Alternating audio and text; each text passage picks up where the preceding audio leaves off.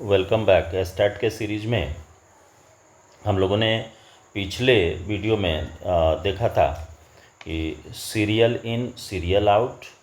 इसके बाद हमने देखा कि सीरियल इन पैरेलल आउट।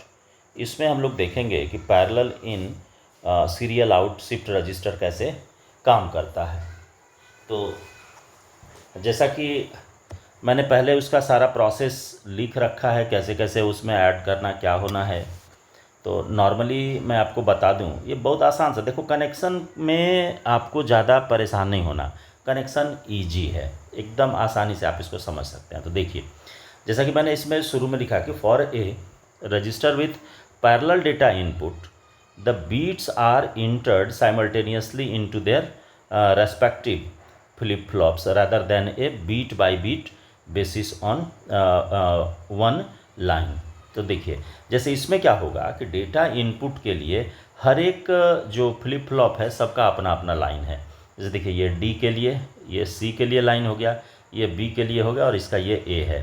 तो यानी कि जितना फ्लिप फ्लॉप है, यानी फ्लिप फ्लॉप ए, बी, सी और डी, इन सारे का अपना इनपुट लाइन अपना अपना है। तो यहाँ पर होगा क्या कि जैसे देखिए, डेटा मेरा शिफ्ट भी करेगा आगे से, मैंने इससे इसमें भी जाएगा, लेकिन इसका प्रोसेस थोड़ा सा चेंज है।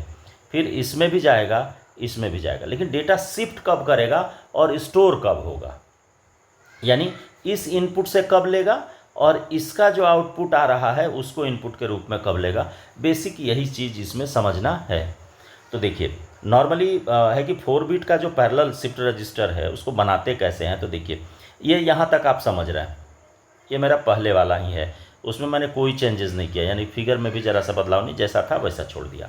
अब देखो, जैसे पिछले वाले कल वाले में जो शिफ्ट वाला रजिस्टर था कि सीरियल इन सीरियल आउट, तो उसमें आपको क्या बताया था कि इसका क्यू जो है वो अगले के में डी के रूप में इनपुट हो जाएगा, इसका जो क्यू है वो अगले में इनपुट होते चला जाएगा।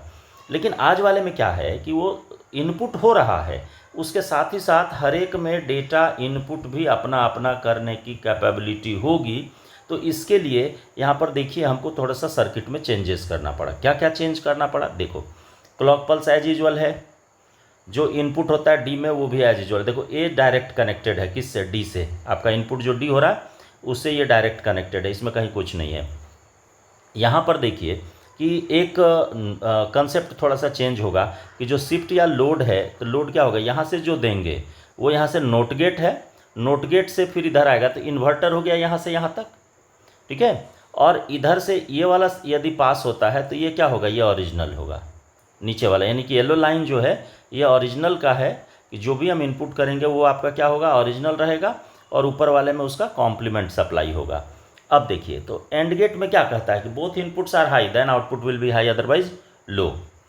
अब इसको समझेंगे कैसे कि आखिर किससे किससे डेटा आउटपुट होगा, इसको समझिए। देखिए, इसमें दो ही कंसेप्ट है। एक कंसेप्ट है कि या तो ये हाई होगा, तो ये यदि हाई होगा तो उस केस में आपका देखिए डेटा किससे, ये G1 से, G2 से और G3 से सप्लाई होगा, ठीक है।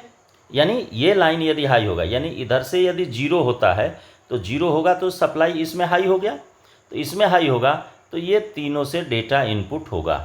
ये याद रखना है आपको कि अपोजिट हो जाता है, और यदि ये लो हुआ तो ये हाई हो जाएगा, और यदि ये मान लो हाई है तो ये क्या होगा, लो हो जाएगा। तो यानी अब डेटा जो सप्लाई हो रहा है वो किससे हो रहा है, नीचे वाले लाइन से होगा।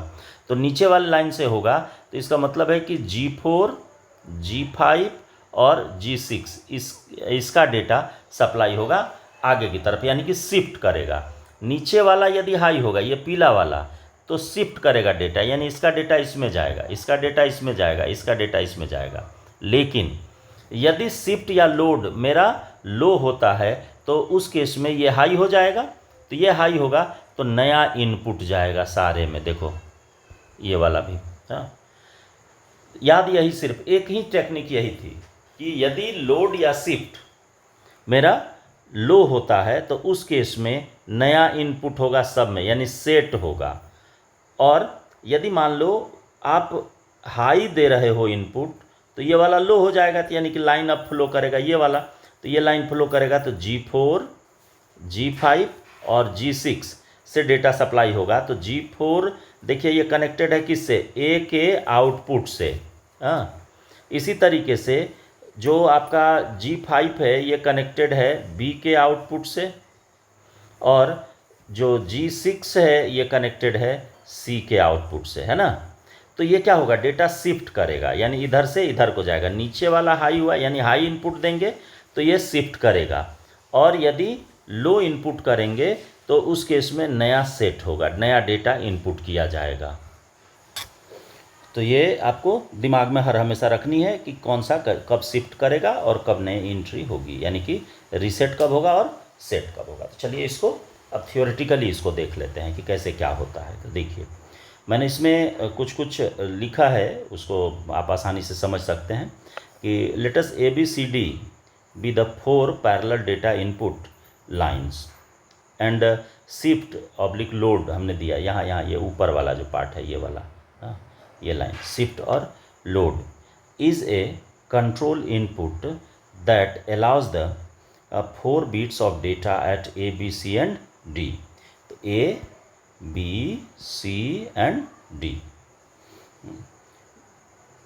तो ये तो बात समझ में आ गई, कहाँ से इनपुट हो रहा है। Input to enter into the register in parallel और shift the data in serial.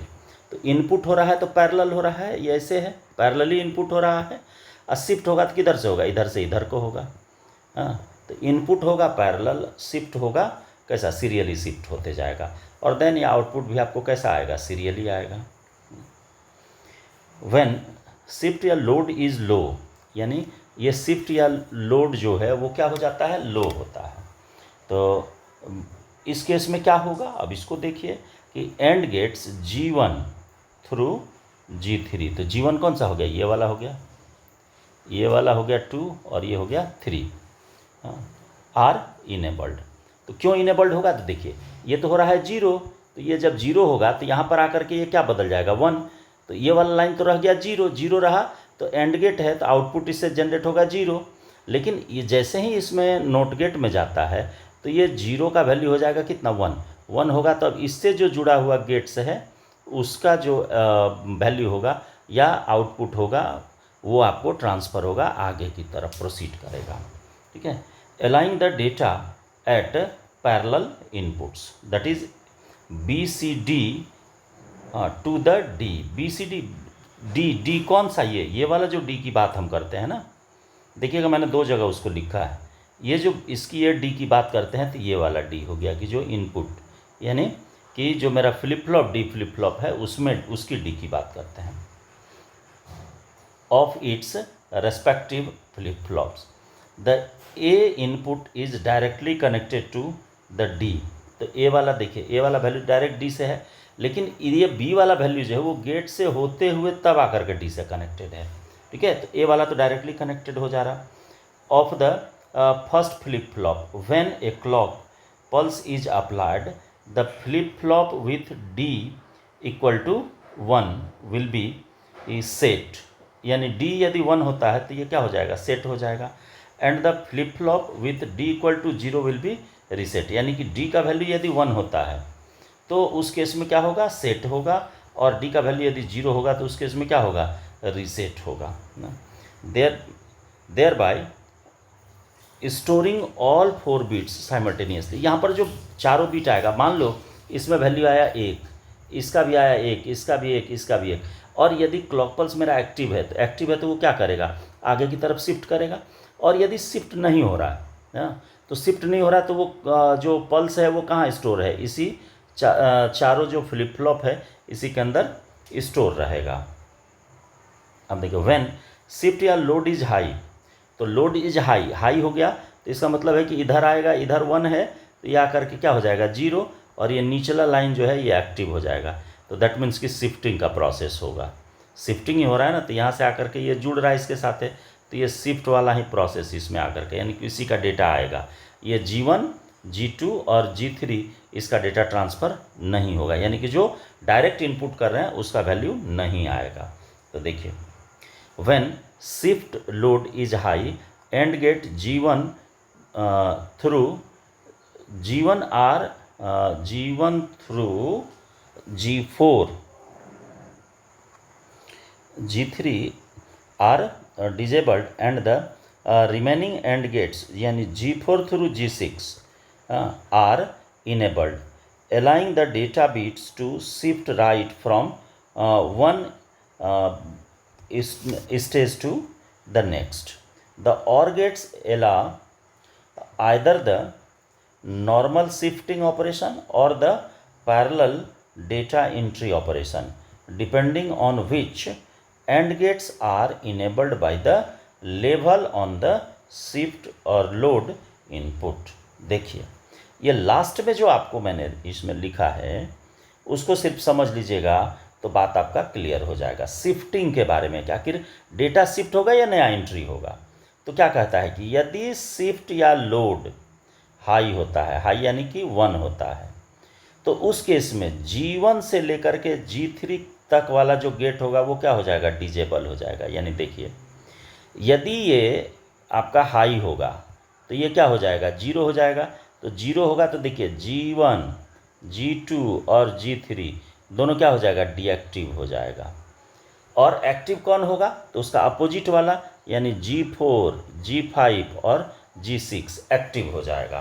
तो जब ये एक्टिव होगा आपका G4, G5 और G6, तो ये क्या कर रहा है, शिफ्टिंग का प्रोसेस कर रहा है, याद रखिएगा। और यदि G1, G2 और G3 जो होगा वो क्या करेगा, नया वैल्यू इनपुट लेने का काम करेगा। ठीक है, तो वही चीज़ नीचे मैंने उसको क्लियर कर दिया है। देख लीजिए फिर से मैं बता दे रहा हूँ।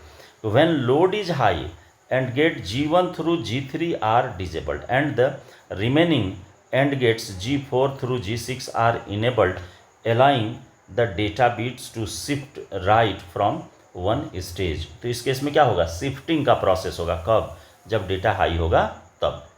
To the next, the OR gates allow either the normal shifting operation or the parallel data entry operation. ये जो OR gates है इसका काम क्या है, आइदर ये डायरेक्टली इनपुट का काम करेगा या शिफ्टिंग का काम करेगा। इसी के लिए OR गेट वहाँ पर लगाया हुआ है। ठीक है, तो अब ये तो सारा प्रोसेस वही है। तो ये दिमाग में आपको हर हमेशा रखना है कि आइदर ये गेट्स तीनों एक्टिव होगा या नहीं तो ये तीनों एक्टिव होगा। तो जो G1 से लेकर के G3 तक एक्टिव होता है तो उस केस में नया इनपुट होगा, और यदि G4 से लेकर के G6 तक एक्टिव होता है तो उस केस में शिफ्टिंग का ऑपरेशन होगा।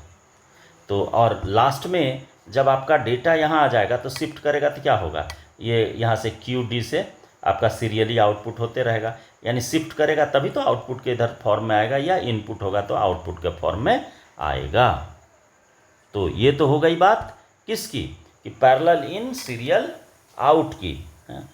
और इसमें इस सीरीज में एक और बच रहा है मेरा शिफ्टिंग का जो लॉजिक है, उसको मैं नेक्स्ट वीडियो में क्लियर कर दूंगा। तो इससे होगा कि मेरा शिफ्टिंग का यानी कि रजिस्टर्स का जो पोर्शन शिफ्टिंग का है वो कंप्लीट हो जाएगा। तो मिलते हैं अगली वीडियो में।